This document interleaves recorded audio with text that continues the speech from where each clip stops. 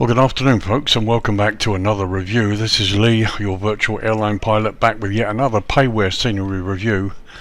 And boy, have we got something pretty impressive for you here. So we're in Northern Ireland. This is Belfast Aldergrove International Airport, Echo Golf Alpha Alpha. It's a brand new payware scenery by a well-known developer, Pyreegue Dev Company. And you see I put the name and the spelling up the top. I think he's a one-man band, but I have to tell you, the work this guy does is exceptional. I mean, if you've seen Edinburgh and Glasgow and some of the Ukraine airports he's done, it's unbelievable, to tell you the truth. I had a quick tour around this, and even one of the little outbuildings right out by the end of the runway has internal development, would you believe? Unbelievable. Anyway, so Belfast Aldergrove International Airport, Echo Golf Alpha Alpha, a new payware scenery by Pyreegue Dev Company. This version is for the PC only, Microsoft Flight Simulator 2020. I don't know if it's coming out in the marketplace for Xbox, something you'll have to look at, but at the moment it's for PC only, and it's available only from Orbix Simulation Systems. Prices, okay, and these prices are all estimates and they do not include VAT or tax. So euros, 20 euros and 50 cents, which equates to roughly $20.91 US, or £17 and 26 pence UK.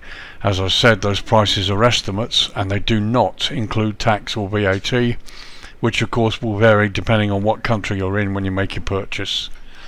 I have to thank Orbix and Pyreegue for letting me have a copy of this scenery in order to review it. I didn't buy it, they very kindly sent me a copy, but as ever the thoughts and opinions are my own and are in no way influenced by the developer. It looks to be a small airport, but there's a whole lot to it. It's a massive development in terms of flight simulator development. There's such a lot here. Internal development in the terminals, moving people, stuff going on landside, the military side as well with the helicopters. There's even an Apache 101 helicopter on the ramp that you'll be able to see shortly, and an Airbus A400m. Those are among some of the highlights, and it's set in beautiful countryside, as you can see. It's noon, just after noon actually, and we're looking across the airport. Let's get down and have a close look and talk about a little bit of history. So Belfast Aldergrove International Airport, Echo Golf Alpha Alpha, is an international airport 13.2 miles or 21.3 kilometres northwest of the city of Belfast in Northern Ireland. The airport lies at an elevation of 268 feet. Until 1983 it was known as Aldergrove Airport, after the nearby village of Aldergrove. The majority of flights from Belfast International are operated by EasyJet, Northern Ireland's biggest airline. However, some 7 other airlines also operate into and out of this airport, including JETWAY and Ryanair.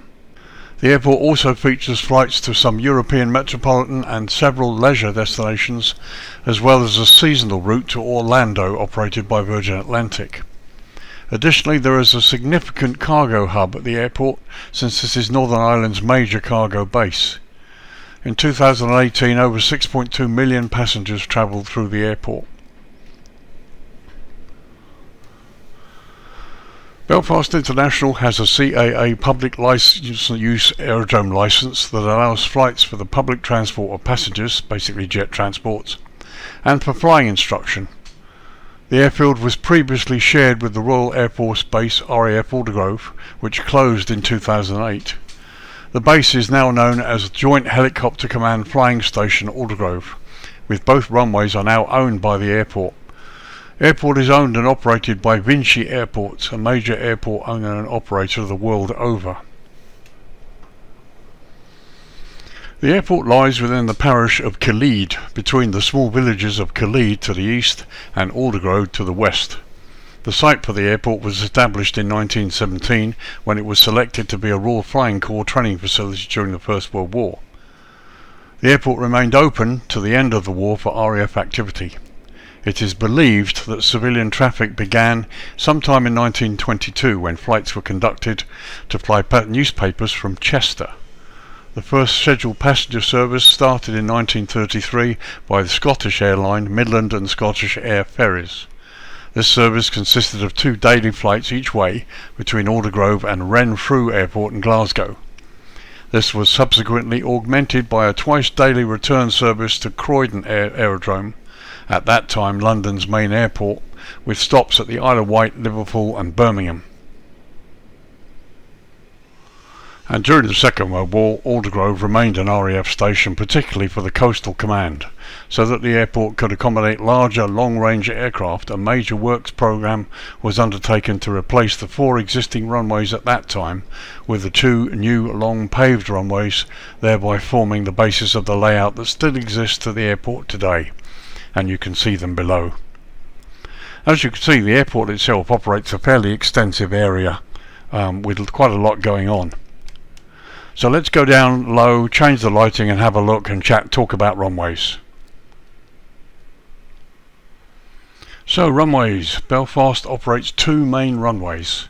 Runway 2507, and we're looking right down the throat of runway 25 at the moment, measures 9,121 feet or 2,780 meters in length and is made from asphalt.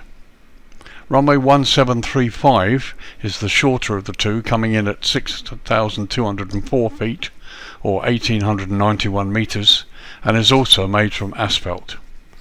Now all 4 runway ends feature high-intensity airfield lighting system and precision approach path indicators, the single one on the runway's left side. However, runway 25 has version 2 of the high-intensity airfield lighting system, and you'll see the difference in a minute. Here's the airfield lighting system as it is. You've also got there's the PAPI on the left. You've got touchdown zone lighting and the extended centre line additional lighting here, plus runway end identifier lights. Again, all 4 runway ends feature VOR and SRA or surveillance radar approach options. However, runway 25 features an instrument landing system certified to category 3A low visibility operations. So if it comes down to it and the wind's not too bad, you can come in on this runway in near zero visibility. Runway 17 also features a standard ILS, and that's just the standard one. Runway 07 features an RNP approach option too, so that's also available. So as you can see, this is runway 25. This is the main runway with the main ILS option, plus some various other options as well. Let's take a quick look at the other end, runway 07. So here we are looking down the throat of runway 07, and you can see that it too has the PAPI on the left, has the airfield lighting system and the shorter approach option, slightly different from the other end of the runway. So here's runway 17, also features high intensity airfield lighting. This one has a standard Cat 1 ILS, also VOR approach option as well, and an SRA or surveillance radar approach option. And finally runway 35. Good, so that's about it for runways. As you can see, 2 main runways, 4 ends, all well equipped, with 2 of them having an ILS approach, and various other approach options available to the pilot as well. So that about does it for runways. Let's bring up the lighting again, go down to the main ramp international terminal area first and have a look at what's going on.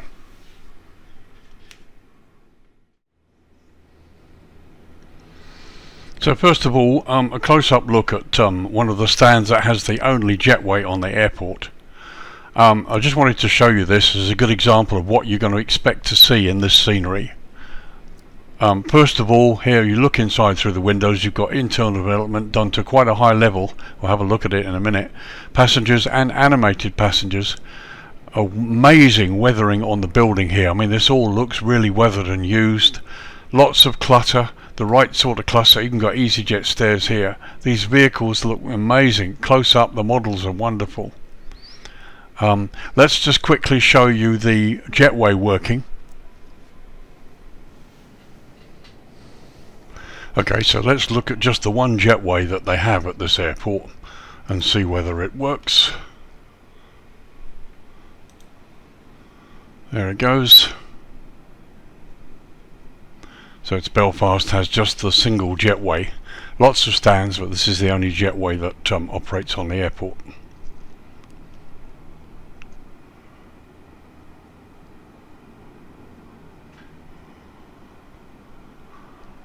Okay, I mean that works fine, and as you can see it has actually gone through the skin, but it's not really a problem, but it's the one jetway and it works really well. Let's disconnect it.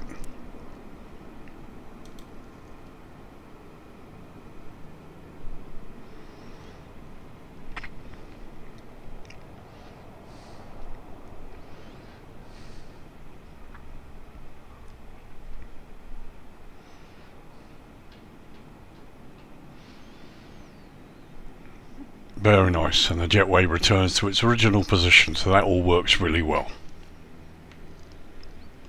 So there you can see the jetway works perfectly fine, even though it does kind of go through the skin a bit. Quick look at this building. As I said, this is the only part of the building that has a jetway.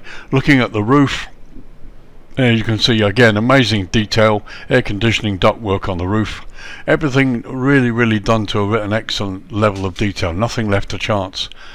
This particular developer is well known for how detailed his sceneries and his products are, and this airport, I have to say, is no exception. I've had a bit of a whiz round before we started this review, and even some of the outbuildings which you probably wouldn't see or might just whiz past as you were looking out the window on the landing approach, even though some of them have been developed inside. I will say that away from the airport, especially on the military side, there are lots of hangars, none of them open, and therefore none of them developed inside, but absolutely beautiful over there, and we'll look at that in a minute. So we're going to start with the tour across the airport ramp airside all the way up so you can have a look at what's on offer. First of all, let's have a look at the fuel and gas farm here. As you can see, again, wonderful attention to detail. All of the models are excellent. The tarmac here is well weathered, fence line, vehicles, all of it in beautiful condition and really well done. So let's start our tour. First of all, we're coming up here to the civilian apron. Here you've got models of Cessnas and things, and just wanted to show you how detailed they are. And there you can see pretty much all of these have got Airfield wrapping on them to protect the aircraft while they're parked there, and there's just a nice view to show you that. Some of the others there, again, just to show you, there's two of them there that are uncovered. And here we'll continue our tour. Cobus buses below us there, a couple of static model aircraft. These are selectable, by the way, they can be removed. I've left them in so you get a good idea of what everything looks like as we tour this area. I mean, the ramp clutter, the ramp markings, roads, everything looks fantastic here. This is the main terminal. There's development inside and inside the control tower. I mean, you look at the roof work here, signage, the quality is just stunning. Just another amazing airport product from this developer. Here's this part we just looked at a moment ago. And now we're coming across to the Jet 2 parking area, and in the background there is the cargo terminal. So that Jet 2 is a static aircraft, Eurolink is mine, and just look at the clutter.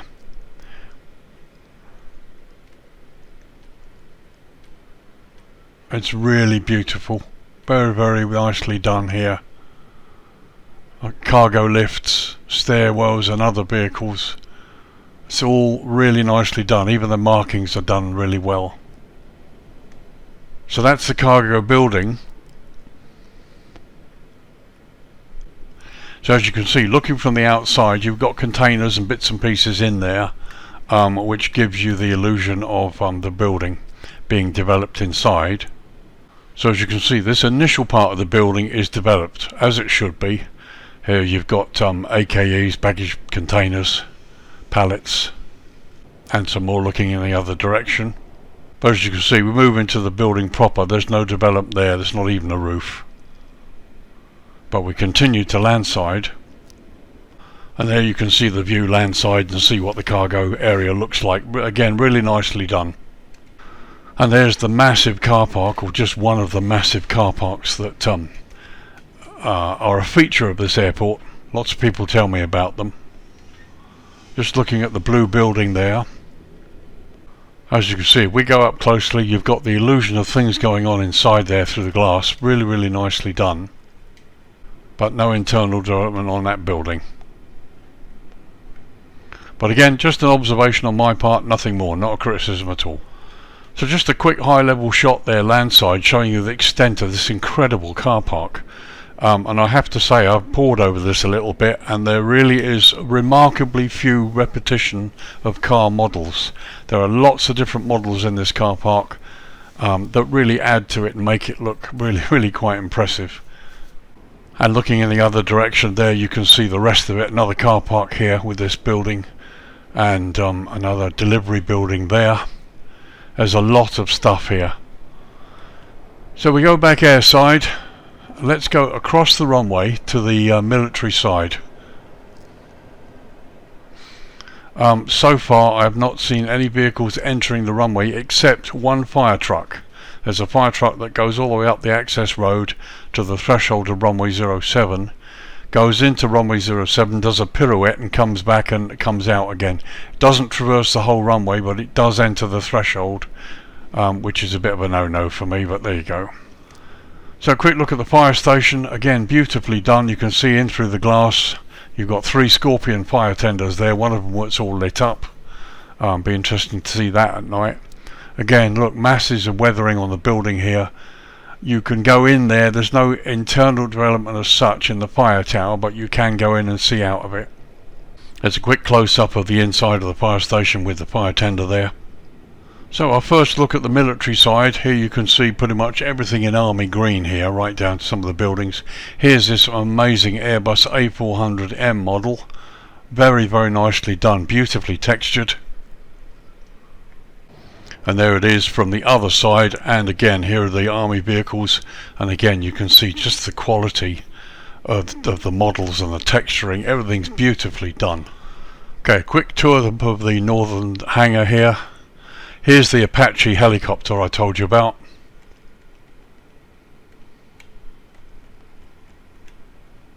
It's a very nice model, really, really nice. There it is from the other side, complete with the guns, done beautifully textured, very, very nice. So a quick look at some of these buildings and the army bits and pieces and clutter. Now there you can see inside a hangar with helicopters. Let's have a look and see if it's actually developed. And indeed it is. Okay, I believe these are Black Hawks. All inside the hangar, beautifully done. And again the hangar's nicely done too. And a quick shot looking outside from within the hangar. Very nicely done. So here we are travelling across the military apron, so to speak. Beautiful buildings. Lots of army style clutter, vehicles and bits and pieces lying on the ramp. Got a couple of Gazelle helicopters, there's one to the right.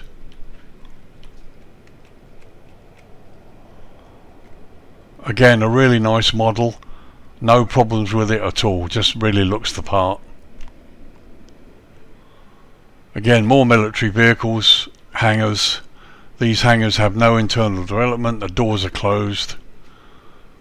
And the quality of the little add-on buildings sitting all over the place is still such high quality. Another Black Hawk there. More little hangars, army trucks, defence line, and I really like the way they've done this. Another Black Hawk here.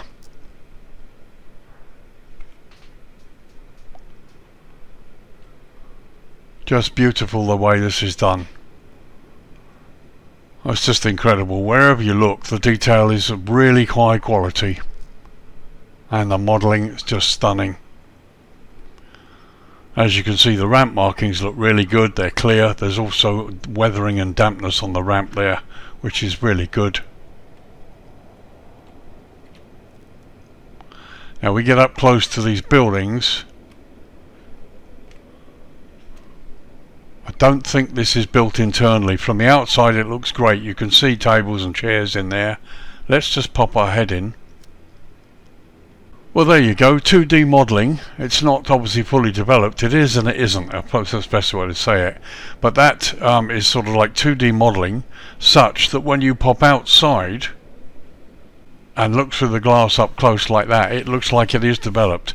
A very, very nice effect and a nice technique. Very pleased with that. So I just want to quickly go over this fence here and just give you an idea of just how much work has been done. Here, look, little outbuildings, sort of slightly landside, be off airport. I mean, look at the work here. Such a lot of stuff sitting landside behind it that you're never going to see unless you land an army helicopter over here. Beautifully done.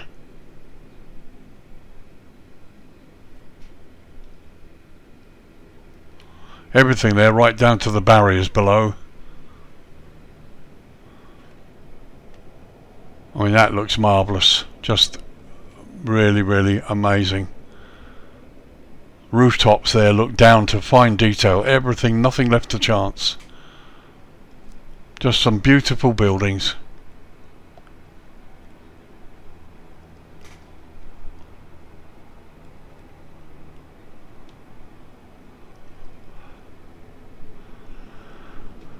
There we go, coming landside of this huge hangar. Everything down to the concrete blast fence there. Beautiful fence line. Now this, I believe, is a NIMROD. I might be wrong, but this is a NIMROD aircraft. If somebody can confirm that, I'm not sure whether it is or whether it's a Boeing 720. Could be one of the two.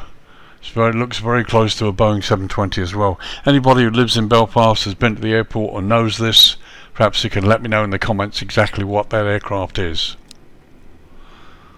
So a quick look out to one of the runway thresholds here. This is runway 35.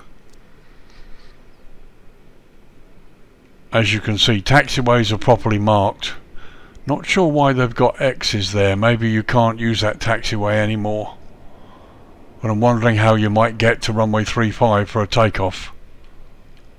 So what you would do, okay, now I understand it. So you would get into the runway here instead of going all the way down the rest of the taxiway.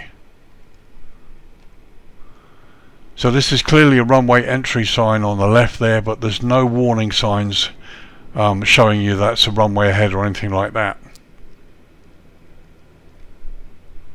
There you've got PAPIs on the left side, got the windsock, where normally there should be two warning signs here giving you the name of the runway and length that you're entering, and either wigwags or some other sort of red signs.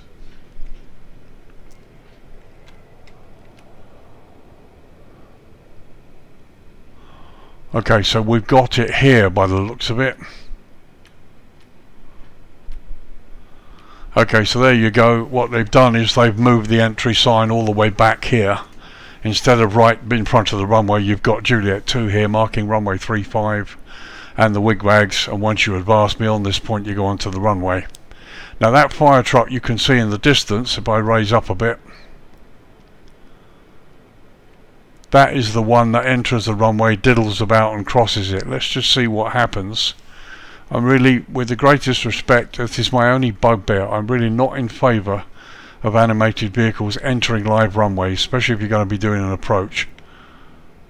Right, see whether he goes down the runway or no, he wiggles about there and goes back in.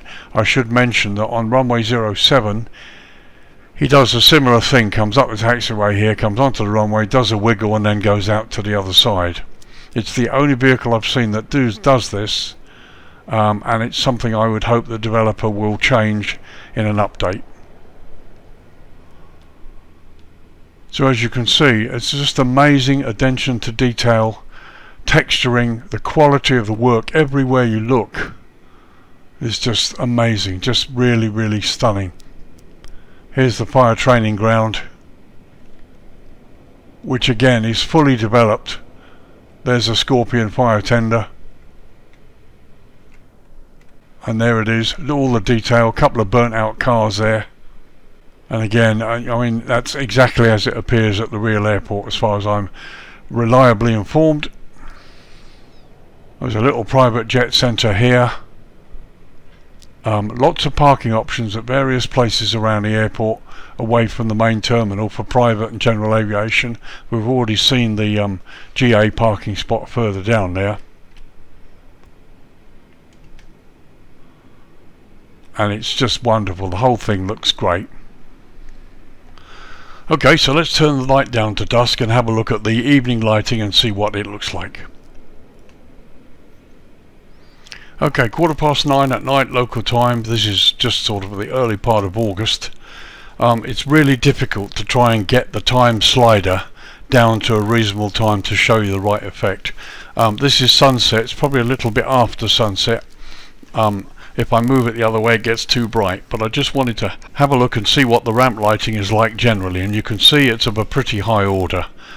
One of the runways here, really nicely defined. Blue airfield edge lights also nicely defined. Green centerline lights, plenty of them.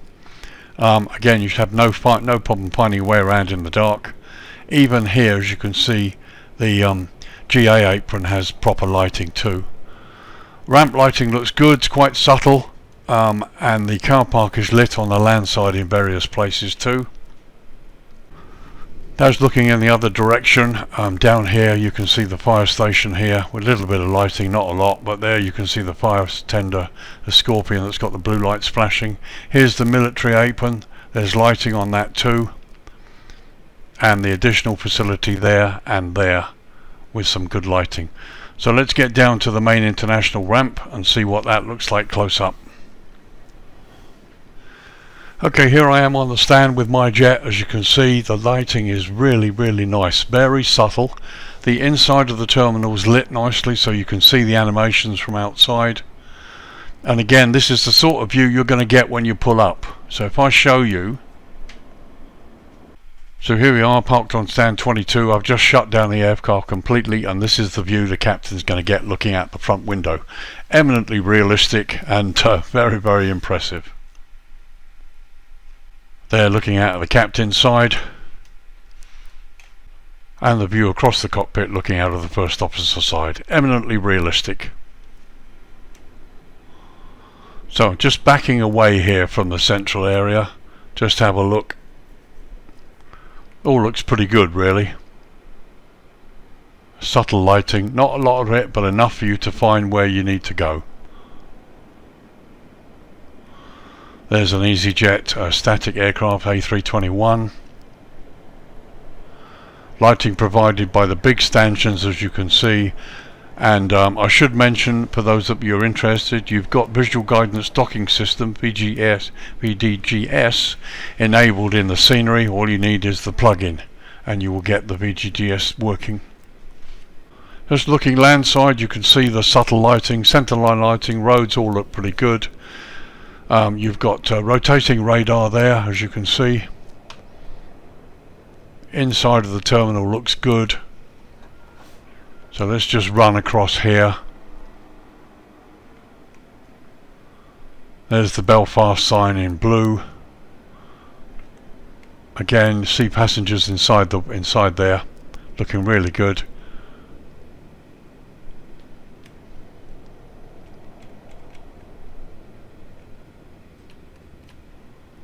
As you can see, this whole thing looks really very impressive.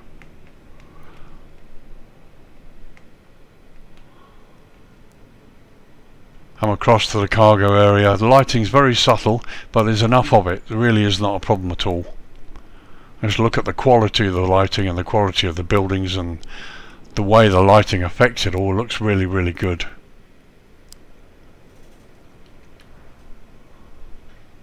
So here we are coming up to the military side. There on the right you can see the fire station. A little bit of lighting, just enough, not much, but enough that's needed. And here for you helicopter guys or military jet fighter pilots, here on the military side,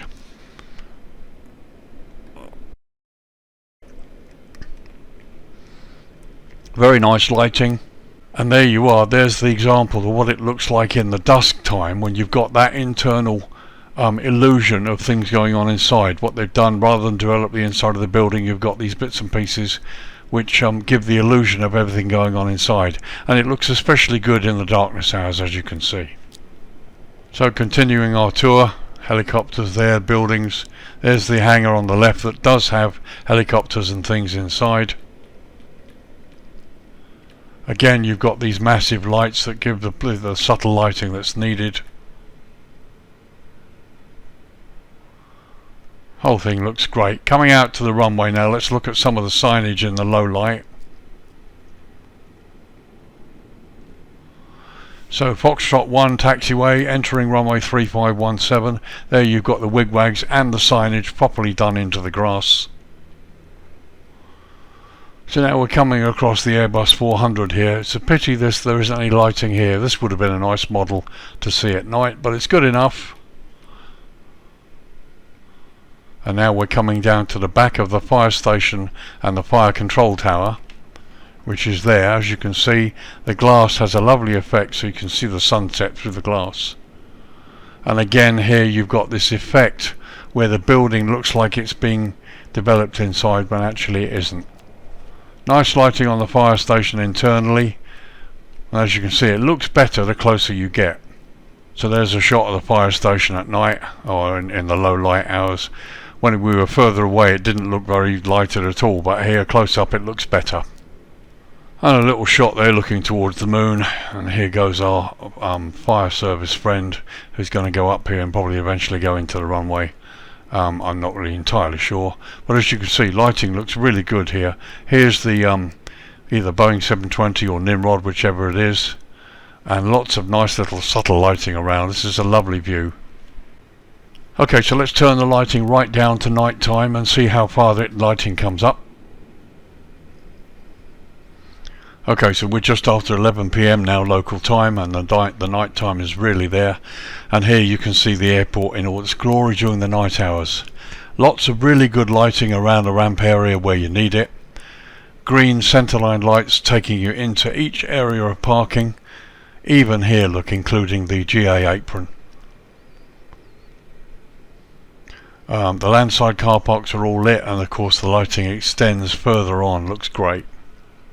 And looking in the other direction where the moon is, there you can see the military apron to the left. Plenty of lighting, just as much as that you need. Absolutely wonderful. And there's a look at the military apron for a little further away with the fire station in the foreground. Just really, really lovely subtle lighting. It looks wonderful. Okay, so let's go down to the ramp area where I'm parked and start a little look around there. So here I am parked on stand 22 just as before, and we got the lights turned down, and as you can see the lighting is more than adequate. It looks great. Again, you get this view inside the terminal where you can see what's going on. If I switch back to the cockpit again, and there you go, looking from the captain's side, the aircraft shut down, animated passengers inside, plenty of lighting inside the terminal. All looks really good.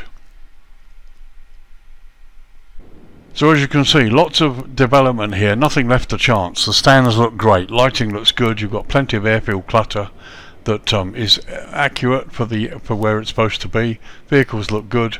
Let's go inside the terminal, have a quick look at some of the things inside.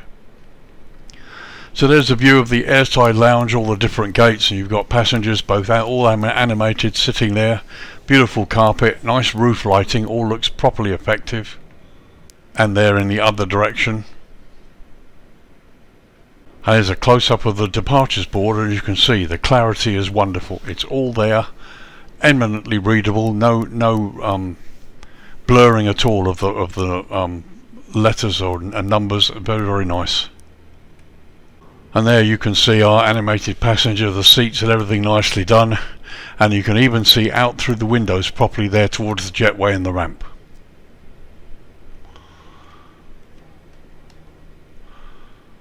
So let's have a quick wander up here and see who we've got and what we've got. I mean, this looks pretty real. So duty-free shop there. I mean, that looks great. It looks really, really good. The only thing missing is a cashier. So continuing our tour, these are the, as I say, the airside gates here. There's a children's play area on the right, which is on the left rather, which is excellent.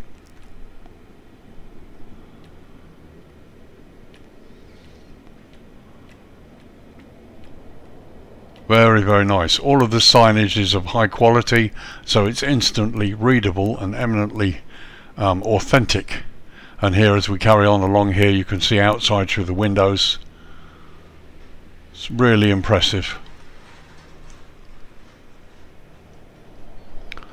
So just going in through the main terminal area here. Again, it's just a beautiful scene, nicely done, clear and crisp. Passengers all doing the right things. I love the seating, it looks really comfy here. And there you've got more signage going to the different gates. And here, as we travel along here, look, internal seating. Everything is such high quality in here. Okay, I know a lot of you aren't even going to see it, you might not even be bothered to see it, but this is just an example of what you can do in this sim with the right level of development. Shops there, even the little laptop screens are so highly detailed. Duty-free shops again. Starbucks coffee. And I love the roof lighting, looks stunning, and the floors beautifully, really beautifully done.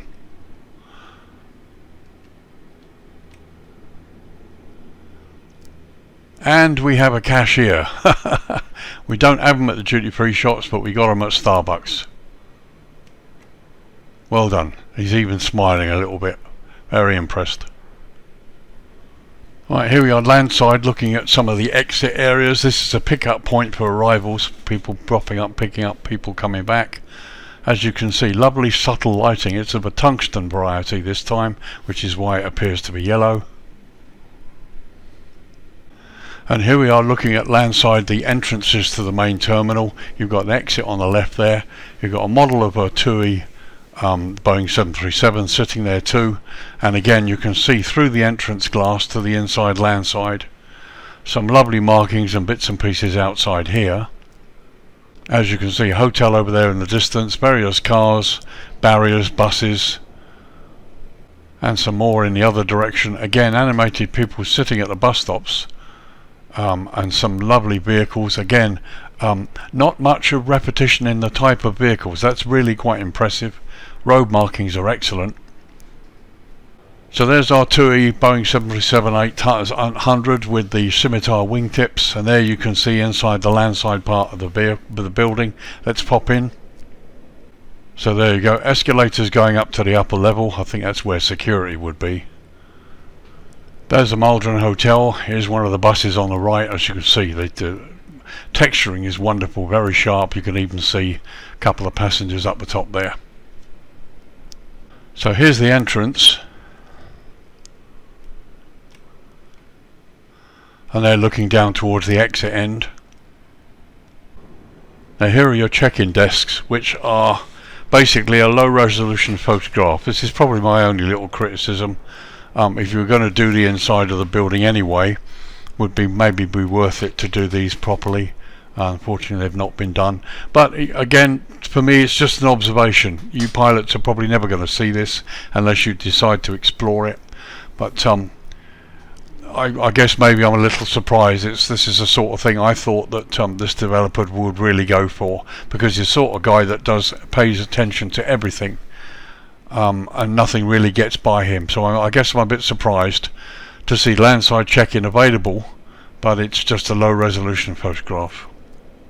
And looking in the other direction, as you can see, in marked contrast to these images here, which are such high resolution. These would look better if it was set at this resolution. I wouldn't really mind. I mean, no real complaints anyway, but there you go. Like I said, it's like I'm just a little surprised to see this. So let's go across to the hotel, have a look at that. As you can see, it's been beautifully done. Car park, everything down to the spaces here for disabled people. Lots of different car models, including a van. I mean, it's just, it's wonderful. This guy is just such a good developer. Now, as far as I understand it, the inside has not been developed. You're getting the same illusion that you saw in the other buildings, where he's put things inside so that when you're looking through the windows, you get the illusion of internal development, which is excellent. There we are looking at the main entrance. And again, you see, if you come a bit further away, the effect is better. But effect or not, it looks really good. And as you can see, the whole thing continues on up to the higher level, top level of the hotel. And there we are looking across the car park. As you can see, no expense has been spared. The lighting looks great. I can't see, I'm having a good look around and I can't see any asobo globes. So what you see is lighting produced by the light poles he has placed in the scenery, which is wonderful. Kudos for that, absolutely wonderful. So there we are looking across the landside part of the terminal and part of the car parks. Again, I challenge you to see an asobo globe, it's just not there. A whole lighting's been done and provided by the additions in the scenery. Beautiful coaches here. I love this tungsten effect. The road signage is excellent and clear, lots of barriers. These are typical at many airports. Just the whole thing looks great.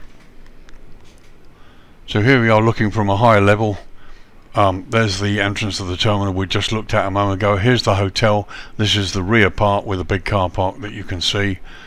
And Hertz rental cars here.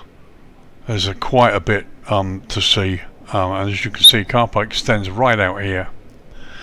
So let's turn the light up to dawn. So 10 to 6 in the morning, and as you can see, the lights are beginning to fade and the dawn is coming up, and that's just a beautiful effect. But you've got so much detail right down to the wind farm in the distance there. And there we are looking out to sea across the cargo building and the cargo ramp. Just looks lovely. And you've got the sort of the early morning mist here effect, which looks really good. So another high level shot from further back. As you can see, the sunrise is coming up here. Here's the military area. Here's the two runways crossing. There's our fire service building. And here's the main terminal area. All looks really good. Let's turn the lighting right up now. Okay, so just after 9 AM local time, as you can see, the sun's well up and we got the same view there. And I'm really impressed by the level of detail all over this airport. Time to wrap this review up. So do I like it? Yeah. I'm not sure how likely I am to fly into this airport very often, because it's actually so close to the UK, which is where I start many of my flights. But actually I might go in here once or twice from somewhere else, for another virtual airline that I fly for, just to have a look at this up close and test it. But yes, I do like it. What do I think about the price? Okay, for the level of detail and the workmanship that's gone into this, I think the price is about right. Okay, €20.50. You're going to need to add tax to that wherever you are. So for us in the UK here, they're looking at a price of just over 17 quid, so it's probably going to be around about 20 quid, 21 quid or so, which I think is good. Bear in mind that we have prices around €28 or more from people like WF Studios, who've just recently done Beijing, which is a huge airport, much bigger than this. But I would argue, even though this is a smaller airport, this single guy has really gone to town on the level of texturing and detail and weathering on almost everything within the airport boundary, including these little buildings down here.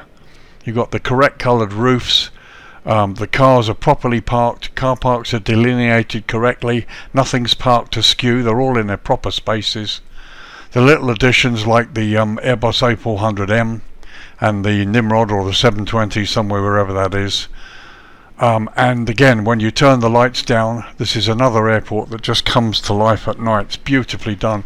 The terminal interior is excellent. The only anomaly I could find that I was surprised at were those check-in desks. Extremely low resolution photographs sitting there once you walked in the terminal. That was a bit of a surprise. Be nice to see that fixed.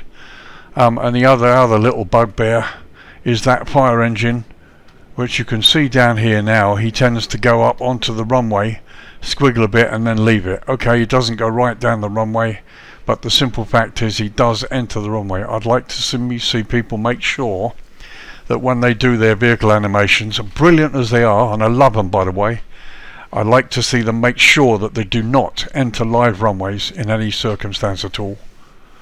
That's my feeling. Don't know how you guys feel about it. Okay, since you're flying online, it could be a real problem. But yeah, a fantastic product. I think the price is right, justified by the fact that this is a one-man developer and he's gone to town on pretty much everything. The PBR texturing, the amount of detail both inside and the airport environs make it well worth the price in my opinion. So there you go. This is Lee, your virtual airline pilot. We're wrapping up this review on Belfast Aldergrove Airport, Echo Golf Alpha Alpha. It's a payware scenery developed by Pyreegue Dev Company, who we know and love. It's available from Orbit Simulation Systems at the moment. I don't know if there are any plans to release it from Marketplace, and it's available for the PC version of Flight Sim 2020. Download is 715 meg and it installs at 2.13 gigabytes. Priced currently at €20.50, which equates to $20.91 or £17.26 UK. All those prices, by the way, are estimates from the Australian dollar, and they do not include VAT or tax, which of course will depend on what country you're in when you make your purchase. But a truly wonderful product, and really good to see this airport finally come alive in Flight Sim 2020 in a way that just makes it such a great purchase for me. So thank you very much for joining me. If you've been on the fence about this, or you wanted this to come out and you're wondering whether or not it's worth the price, I can thoroughly recommend it. I think it's beautiful, and yeah, if it was me, I would still have bought it, even though I probably won't fly in here too many times. I would still have bought it. It's perfect for a short trip out of the UK, and as I say, many other flights go in here, so well worth it. So thank you very much for joining me, folks. I hope this review has helped you. I hope you found it useful and fun, and I will see you in the next video. Look out for a review of Naples by RD Presets. It's Lima, India, Romeo, November. That's coming this week as well. I hope to get that released, and if I have time, I'm also going to be doing a review of the freeware Muscat, Oscar Mike Sierra, which has come out, another airport in the Middle East for you guys to go and have a look at. This chap is developing Muscat in a way that makes it look fantastic, and if it's going to be like anything like the Kuwait scenery I've recently reviewed, it's going to be a winner. So thanks again guys, have a good week. I will see you in the next video. This is Lee saying bye for now. Bye bye.